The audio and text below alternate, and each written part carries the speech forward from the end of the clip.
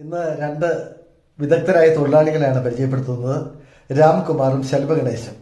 നിങ്ങൾ എന്താ ജോലിയാ ചെയ്യുന്നത്? ഞങ്ങള് മേസം പണിയാ. ഇപ്പൊ എന്താ ചെയ്യാൻ പോകുന്നത്? ഇപ്പൊ ടൈല് വർക്ക് മറ്റേ ഈ ബാത്റൂമിന്റെ വെള്ളം പോകാനായിട്ട് അത് സെറ്റ് ചെയ്തോണ്ടിരിക്കുക. എന്തൊക്കെയാണ് ശ്രദ്ധിക്കേണ്ടത് ടൈല് വർക്കില്? ടൈല് വർക്കില് നമ്മുടെ ലെവലും മറ്റേ വാട്ടർ ലെവല് പക്കയായിരിക്കണം, ലൈന് കറക്റ്റ് ആയിരിക്കണം. പിന്നെ അതവിടെ ഗ്രൗട്ട് ഒക്കെ വെച്ച് സ്ട്രോങ് ആയിട്ട് ഒട്ടിക്കണം. ഓ ശരി. ഇത് ആരുടെ കെട്ടിടം? അത് ഇത് നമ്മുടെ തങ്കച്ചൻ ചേട്ടൻ എന്ന് പറയും. എവിടെയത്? കാന്തല്ലൂര്. ഓ ശരി. അപ്പൊ താങ്കളുടെ പേര്?